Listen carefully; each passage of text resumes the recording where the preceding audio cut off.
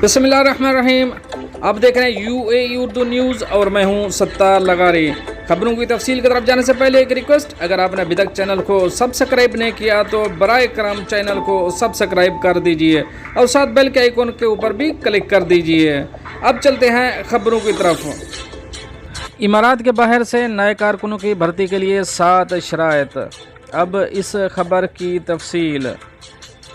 खलीजी अखबार अल इमारात अल यौम के मुताबिक इंसानी वसाइल और इमारात की वजारत ने वजारत के साथ रजिस्टर निजी शोबे के इदारों और ताजरों के लिए 7 शराइत रखी हैं ताकि मुल्क से बाहर से नए कारकुनों को भर्ती और मुलाजमत दे सकें।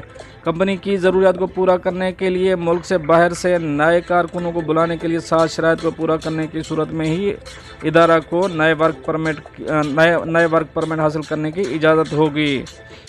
बताया गया है कि वजारत 12 किस्म के वर्क परमिट जारी करती है जो वजारत के साथ रजिस्टर इदारों को काम की किस्म नौइयत के मुताबिक वर्क परमिट हासिल करने की इजाज़त देती है, क्योंकि वजारत से इजाज़तनामा हासिल करने के अलावा मुल्क में काम करने की इजाज़त नहीं है।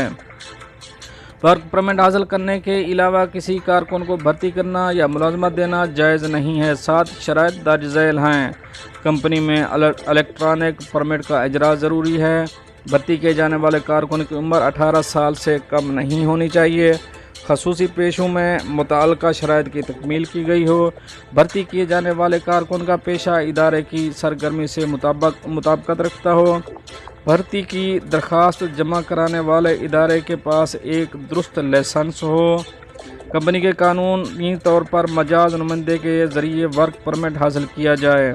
भर्ती किए जाने वाले कारकुन के लिए पहले से मौसर वर्क परमिट मौजूद न हो।